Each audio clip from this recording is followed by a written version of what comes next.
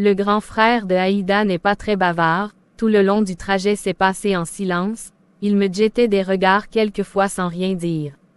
Après quelques minutes de route nous arrivons enfin à destination, c'était une grande maison mais pas aussi grande que celle de mon oncle. Descends de ma voiture maintenant. Dit-il en ouvrant la portière avant de sortir. Qu'il est colérique le grand frère de Aïda. Je descends de la voiture et vois Aïda qui court se jeter dans mes bras. Asmaa, tu m'as trop manqué. Toi aussi tu m'as manqué et tu es toujours aussi folle qu'avant. Oui oui et je suis ta folle préférée. Allez viens avec moi, j'ai préparé de bons plats. Ah oui depuis quand Aïda aime cuisiner. Tu sais que quand il s'agit de toi je suis prête à tout. Oui mais tu n'avais pas besoin de te fatiguer. Tais-toi et viens avec moi. Elle me conduit dans leur salon et c'est très joli, j'aime bien la décoration et tout le reste. La table était déjà dressée. Et ta mère? Elle n'est pas là, je suis avec Alassane et les domestiques. Ton frère là? Oui, j'espère qu'il n'a pas été trop dur avec toi parce qu'il ne voulait pas partir et j'ai dû le forcer. Je comprends pourquoi il agissait ainsi. Et comment a-t-il agi? Non rien laisse tomber. Ne fais pas trop attention à lui, il est pas tout le temps comme ça. Bref moi j'ai très faim alors on passe à table. Toujours aussi gourmande mais tu es aussi mince qu'une brindille. Oui c'est ça moque-toi de moi juste parce que t'es plus en forme. Aïda dis à ta copine de quitter ma chaise immédiatement. Désolé je savais pas que c'était ta place. Pourquoi tu agis de la sorte envers notre invité et mon ami? De un ce n'est pas mon invité mais le tien et de je me fiche qu'elle soit ton amie je ne veux juste pas l'avoir assise à ma place. Mais elle ne savait pas et tu pouvais le dire plus poliment, en plus c'est pas comme si tu allais manger. Il n'écoute pas sa sœur et retourne s'asseoir sur le canapé en allumant la télé. Je suis désolée du comportement de mon frère, il peut être énervant parfois. D'accord ça va. Après le déjeuner, Aïda m'emmène dans sa chambre pour qu'on puisse bavarder. Alors dis-moi tout, parle-moi de ton mari, j'ai entendu dire que c'était avec un de tes cousins que tu t'étais mariée. Oui c'est cela. Et tu le connaissais avant? Même pas, si tu te rappelles je t'avais parlé d'un de mes oncles qui vivait ici à Conakry. Oui oui je m'en rappelle. Eh bien c'est un de ses fils, il s'appelle Imran. C'est un beau prénom. Alors? Quoi? Allez fais pas ta naïve, tu sais bien de quoi je veux parler. Non je comprends pas. Ok Madame Diallo, mais il est comment? Il est très beau avec un teint clair, et il a le physique d'un athlète. Au début quand je suis venue j'ai cru qu'il était méchant et tout mais après j'ai vu que je m'étais trompée, il est si gentil et si attentionné il me traite si bien et... Je sens l'amour dans l'air. Mais qu'est-ce que tu racontes? Que t'es folle amoureuse de ton cousin. Non qu'est-ce qui te fait dire ça? Il n'y a qu'à voir la façon dont tu parles de lui avec ce sourire qui ne quitte pas tes lèvres. Mais non tu racontes des bêtises. Je suis une experte en amour chère amie et je ne me trompe jamais Madame l'amoureuse. Non arrête, ne m'appelle pas ainsi. Madame l'amoureuse. Répète-t-elle en riant de plus belle. Je prends un coussin à côté et lui tape dessus avec, s'ensuit une bataille de coussins. On s'était tellement bien amusé, ça faisait longtemps que je n'avais pas autant ri. On finit par s'endormir sans s'en rendre compte. J'étais la première à me réveiller et je suis stupéfaite de voir l'obscurité dans la chambre vu que les lumières étaient éteintes, je prends vite mon téléphone et vérifie l'heure. Mon Dieu. Quoi? Qu'est-ce qu'il y a? Aïda, je dois partir. Il se fait tard mon Dieu. Il est 19h30.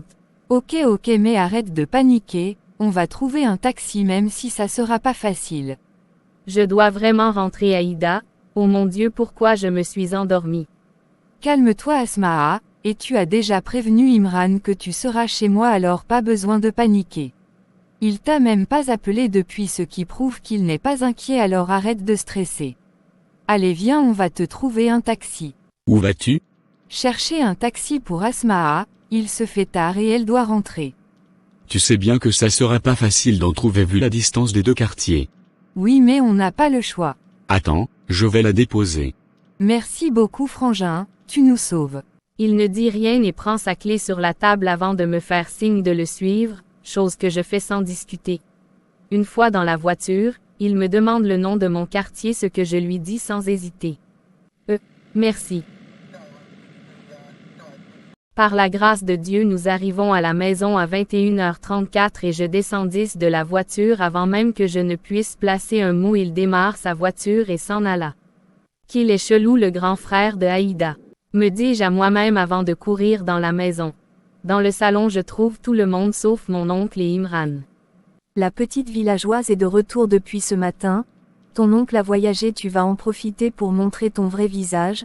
Tu sors et rentres quand tu veux maintenant. Dit-elle pour me dénigrer. Mon oncle a voyagé, je comprends pourquoi je n'ai reçu aucun appel de lui pour savoir où j'étais vu l'heure qu'il fait, il aurait été sûrement inquiet. Comme on le dit si bien, quand le chat n'est pas là, la souris danse. Arrête Mamou, tu vas pas suivre maman dans ce qu'elle fait quand même. Asma ne vous a rien fait, alors pourquoi vous le dénigrez autant? Tais-toi petite insolente. Tu es aussi bête que ton père. Il n'y a que Mamou qui a doté de mon intelligence.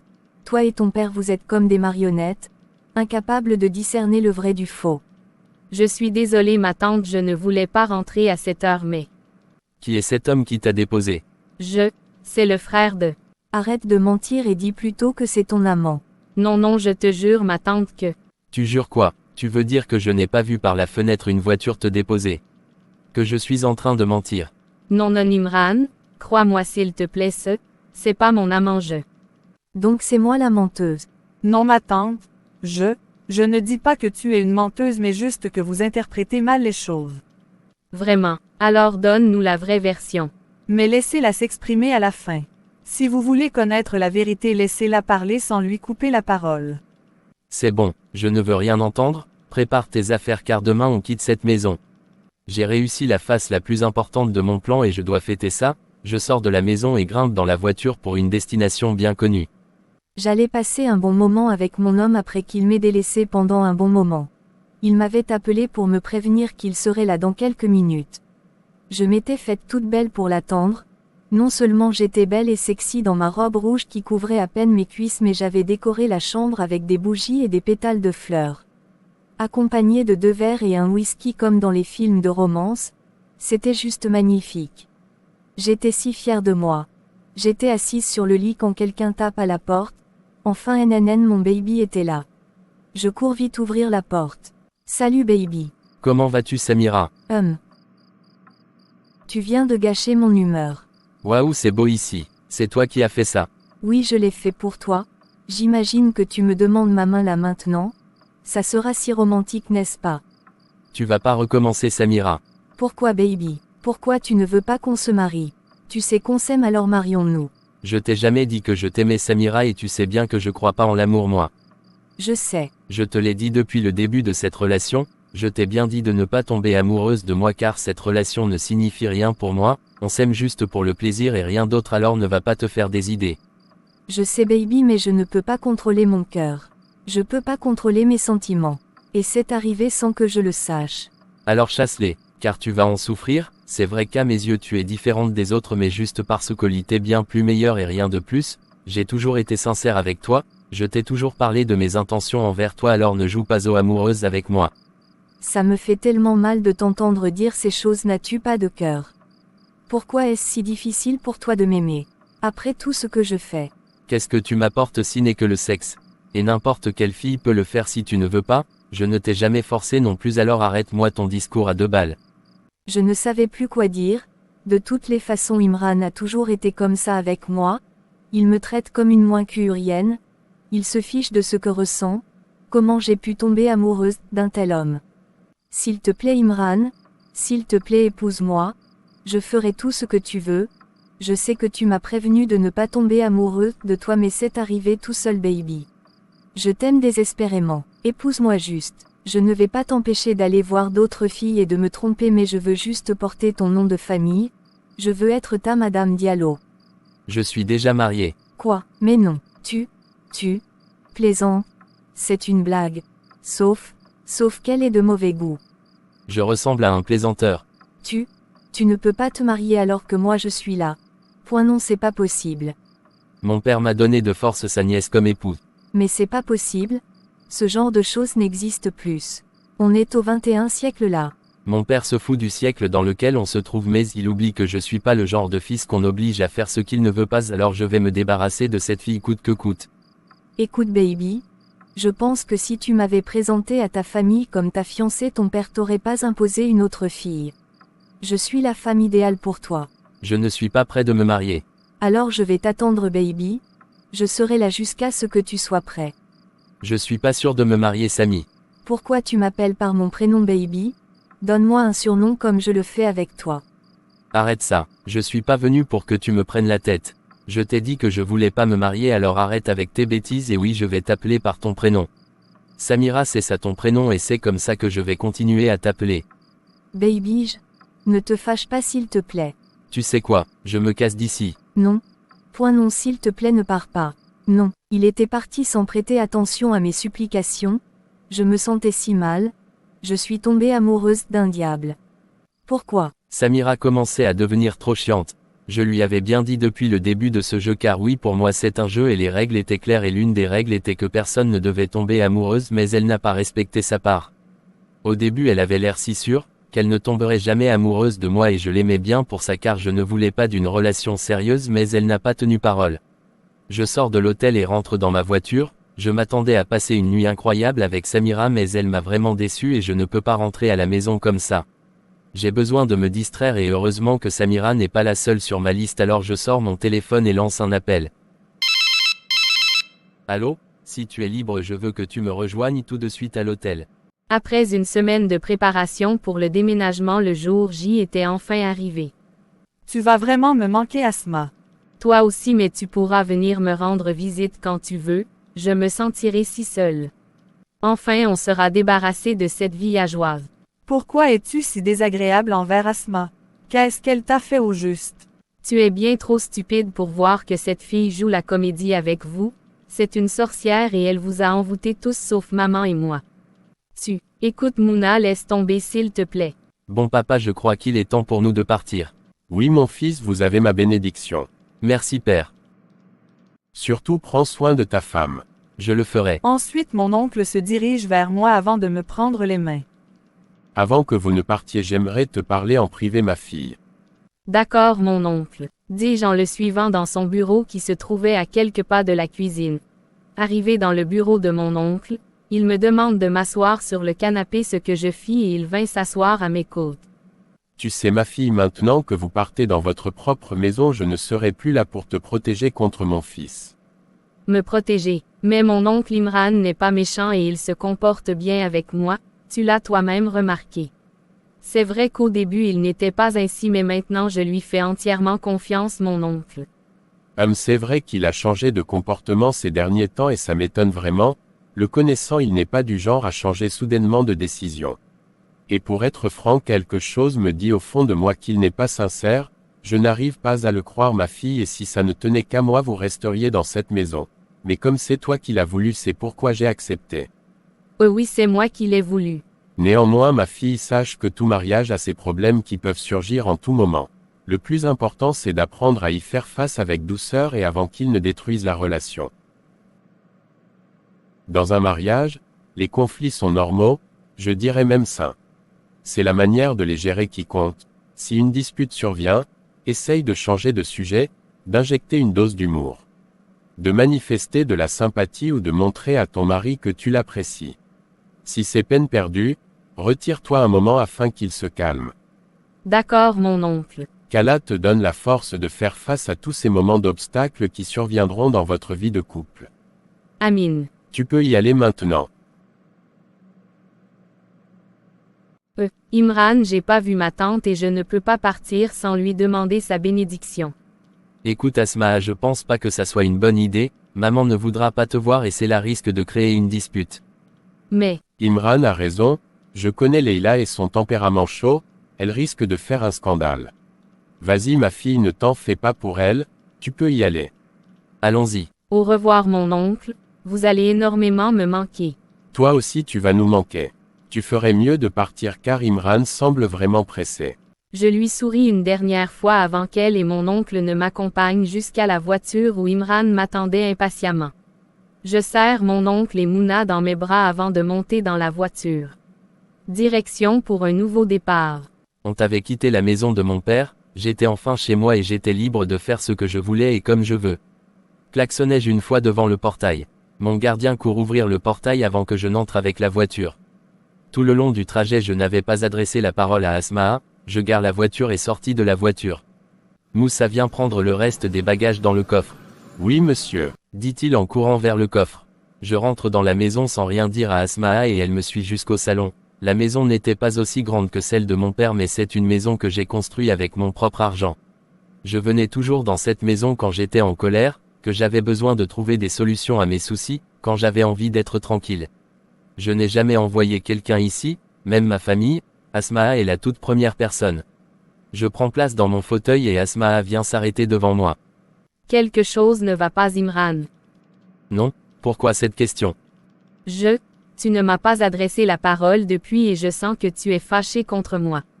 Fâché contre toi. Pourquoi serais-je fâché contre toi? Ça suffit Asmaa, tu me donnes mal à la tête. Désolé. Moussa vient déposer ses valises ici. Oui, monsieur. Pardon, monsieur, pardon, je vais plus dire ça. Quel idiot, va-t'en d'ici avant que je ne m'énerve. Ce sont mes valises, Imran.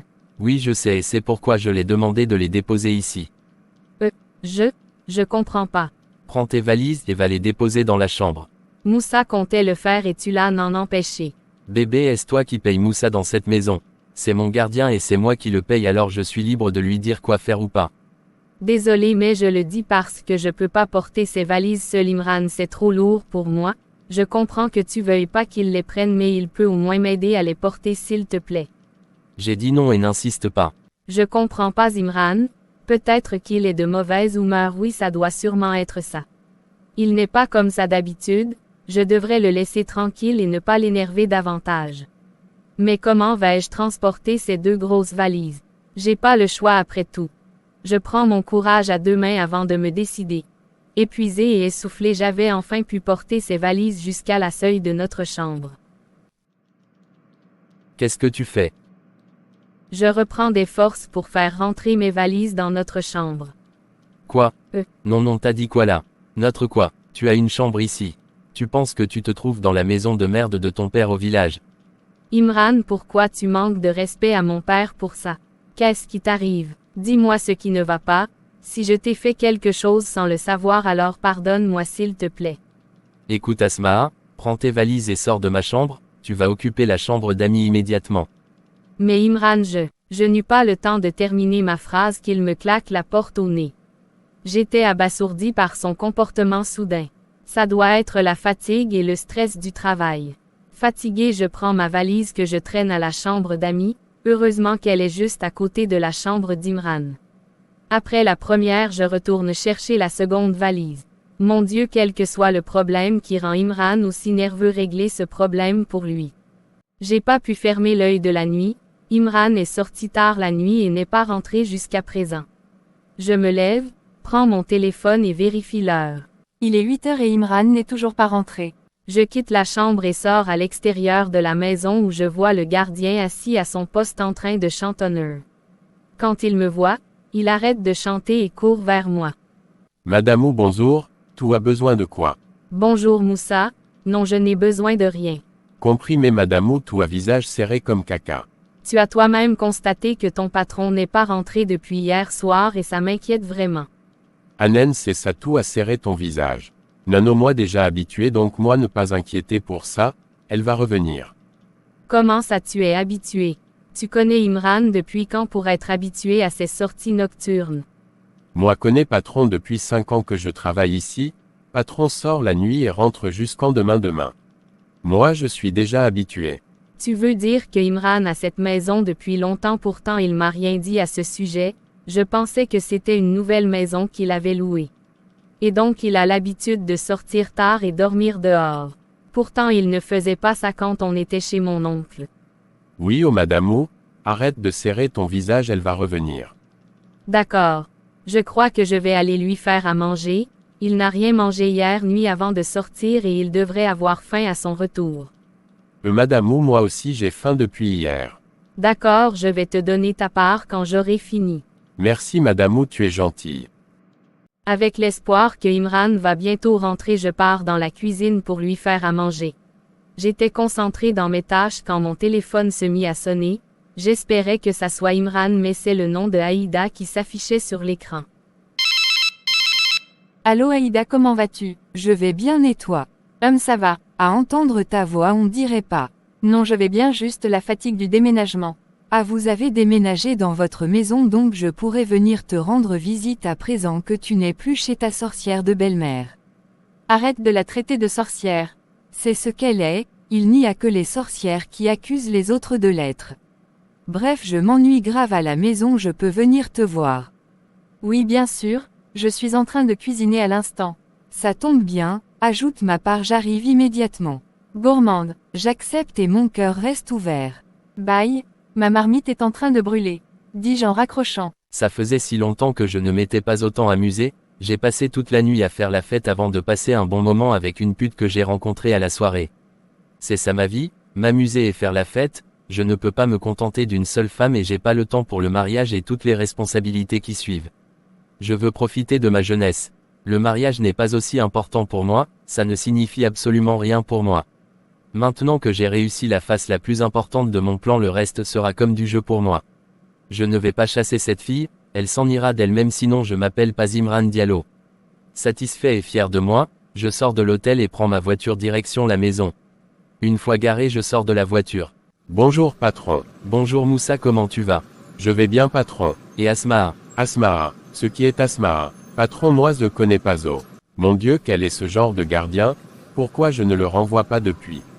Tu sais quoi, retourne à ton poste. Depuis la porte je pouvais entendre des rires venant du salon, j'avais reconnu une voix, c'était celle de Asmaa, même si je ne l'avais jamais vue ou entendu rire ainsi, mais j'étais sûr que c'est sa voix. Par contre je ne connaissais pas la deuxième voix.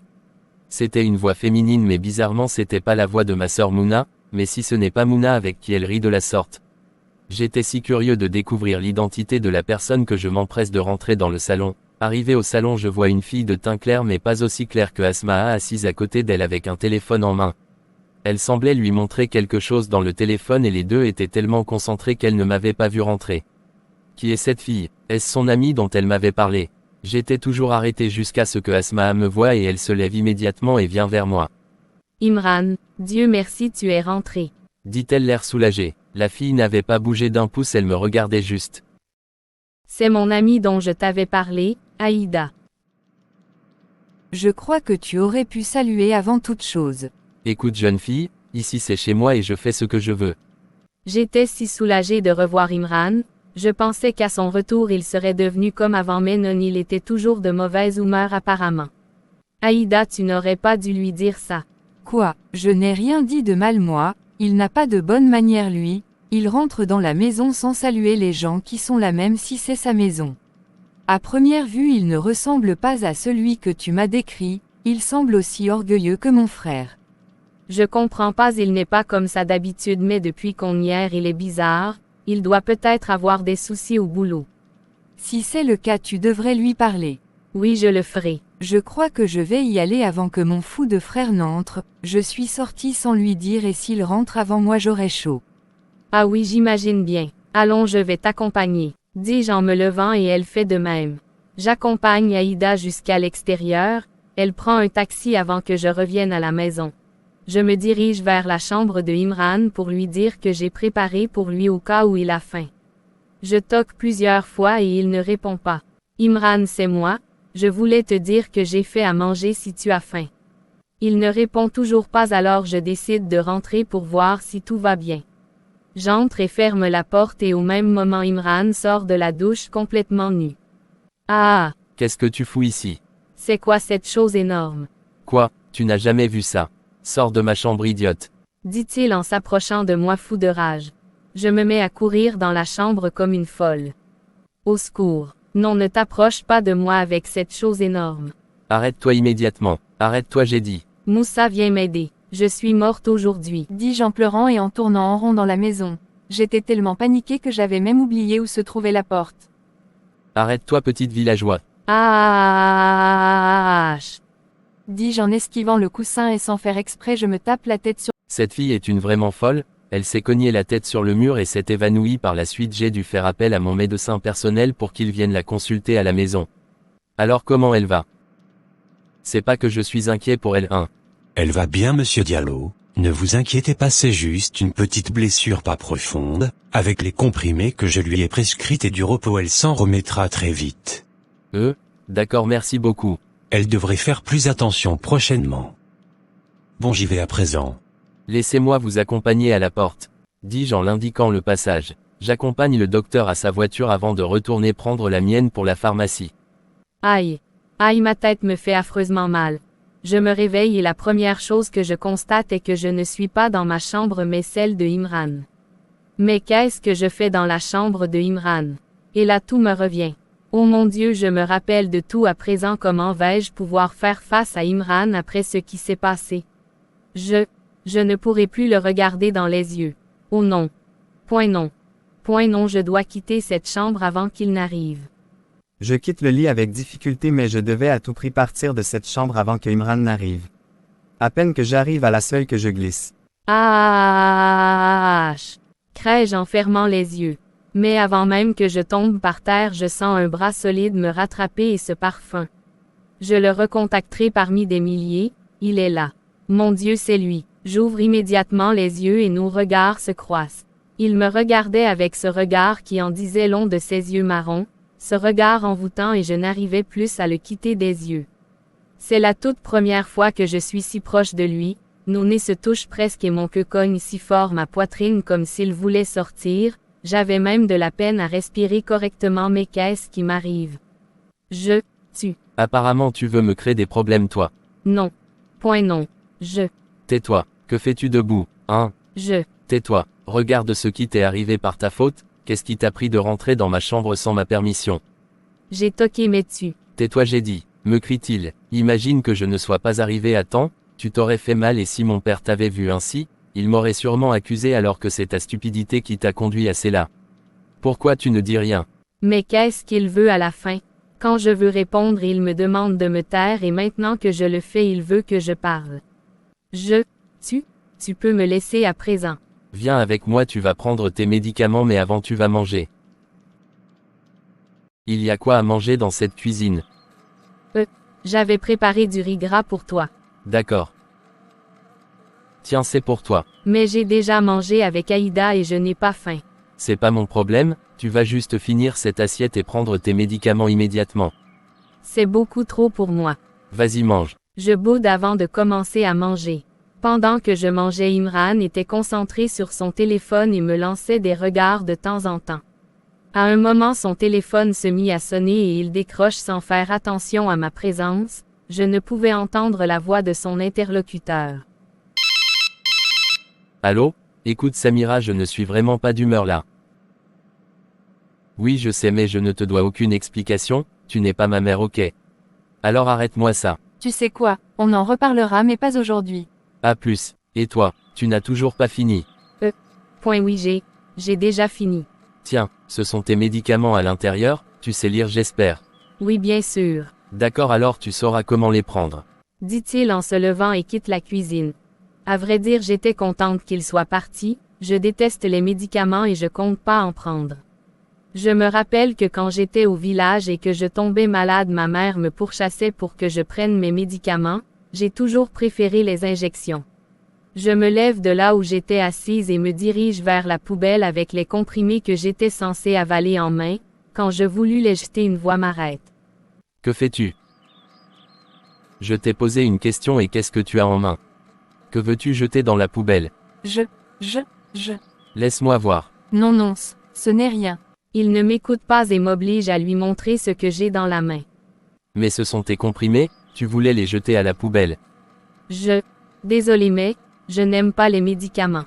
Je me fous du fait que tu n'aimes pas les médicaments mais tant que tu seras sous mon toit tu fais ce que je dis. Et tu vas prendre ces comprimés et les avaler tout de suite. Avale-moi ces comprimés avant que je ne m'énerve. Qu'est-ce que tu attends? Je le regarde un moment avant de regarder les comprimés puis je ferme les yeux, me bouche les narines avant d'avaler les comprimés et boire l'eau qu'il m'a ramenée. Ouvre la bouche. Quoi? J'ai dit d'ouvrir la bouche. Mais pourquoi? Pour que je vérifie si tu as vraiment avalé tes comprimés. Je te jure que je les ai avalés. Et tu penses sérieusement que je vais te croire? Je t'attends. Je fais comme il m'a demandé en ouvrant grand la bouche et il vérifie si j'ai vraiment avalé les comprimés. J'étais dans la voiture avec Asmaa, on rentrait à la maison après notre visite chez papa, ces derniers jours je l'ai fait assez de mal et elle a tout encaissé sans craquer. J'ai cru qu'une fois chez mon père elle lui aurait tout raconté mais heureusement pour moi et malheureusement pour elle, elle n'a absolument rien dit et a même dit à mon père que je m'occupais bien d'elle, ce qui m'a vraiment surpris. Mais si elle pense qu'en agissant ainsi je vais changer d'attitude envers elle, eh bien elle se trompe lourdement. Je devrais utiliser les grands moyens, je dois lui faire plus mal. Il faut qu'elle parte d'elle-même. Elle était assise à côté de moi mais ne me regardait pas, elle était vraiment belle dans sa robe jaune or qui lui arrivait à la cheville, son haut blanc est toujours voilé. Malgré le fait qu'elle s'habillait décemment, sans jamais exposer son corps, elle restait tout de même une très belle femme. Je me concentre sur la route jusqu'à ce que je gare après avoir vu une magnifique jeune femme sur la route, elle semblait chercher un taxi. Je vous dépose jolie demoiselle. Pourquoi pas beau gosse, mais j'ai peur d'être de trop. Oh non, ne t'inquiète pas pour elle, d'ailleurs c'est ici qu'elle descend. Quoi? Descend de la voiture, Mais, Imran, je ne peux pas rentrer seule. dit-elle les larmes aux yeux. Je mets ma main dans ma poche avant de ressortir un billet. Tiens, tu pourras prendre un taxi, dis-je en lui tendant l'argent. Vu qu'elle ne prenait pas l'argent et me regardait toujours choquée, je décide de prendre sa main et lui remets l'argent de force. S'il te plaît, sors vite ma chérie, je suis pressée. Elle me regarde une dernière fois mais je ne dis rien, alors elle sort de la voiture sans plus rien dire. Merci. On se retrouve à la maison. Pendant que j'étais au téléphone dans ma voiture pour la maison, je vis par le rétroviseur une silhouette qui m'est familière. N'est-ce pas l'ami de Aïda? Pardon. Non, désolé, je ne parlais pas à vous. Puis-je vous rappeler après? Oui, bien sûr, Mr. Condé. Bien, merci à vous. Je gare avant de sortir de la voiture pour confirmer mes doutes. J'avais raison, c'est l'ami de Aïda. Elle semble triste et a même des larmes aux yeux. Je me suis garé un peu plus devant et attends jusqu'à ce qu'elle arrive à mon niveau. Où vas-tu à pied à cette heure? Grand frère de Aïda, c'est toi. Dit-elle en essuyant ses larmes. Je ne m'attarde pas sur le fait qu'elle pleurait, ce sont pas mes oignons et j'aime pas me mêler de la vie privée des autres. Tu n'as toujours pas répondu à ma question, jeune fille. Je cherche un taxi pour rentrer. Rentre, je te dépose. Dis-je sans attendre sa réponse après tout, elle n'avait pas le choix et ne pouvait donc refuser. Sans broncher, elle me suit et s'installe dans la voiture. Je ne suis plus dans le quartier où tu m'avais déposé la dernière fois. Tu as changé de quartier? Réponds-moi quand je te parle. Oui. Alors tu vas m'indiquer. Mets ta ceinture de sécurité. Merci.